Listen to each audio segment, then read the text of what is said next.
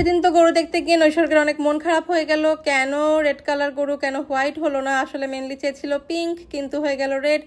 পরে তাকে নিয়ে যে আমরা ড্রাকিন মার্ট বিল্ডিংয়ে গিয়ে উপরে উঠলাম, উপরে উঠে তাকে একটু সামার সিপে নিয়ে গেলাম যে তার মনটা ভালো হোক। সব তো তার চেনা, সেই জন্য আগে আগে একেবারে দৌড় দিয়ে যায়। ওদের ছোটোখাটো একটা রেস্টুরেন্ট, কিন্তু ইন্টেরিয়রটা আমার কাছে খুবই ভালো লাগে। আর এখানে বসে বাইরে অনেকটা দেখা যায়, পুরো পুলিশ লাইনটার পুরো সব কিছু দেখা যায়, তো এই জন্য আমার খুবই ভালো লাগে।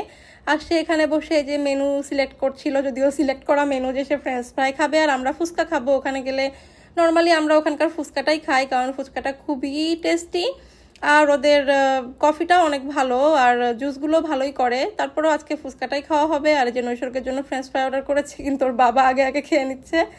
আর এই যে ফুচকা চলে এসেছে, ওদের ফুচকার লুকটাই এত লোভনীয়, সত্যি টেস্টটা অনেক আমি তো বলবো মিরপুরের মধ্যে বেস্ট ফুচকা পাওয়া যায় সামার সিপে। তারপরে এই তো আমি একটা রেডি করে নিয়ে খাবো, দেখে নিশ্চয়ই সবার জিভে পানি এসে গেছে। ওকে, থ্যাংক ইউ ফর ওয়াচিং।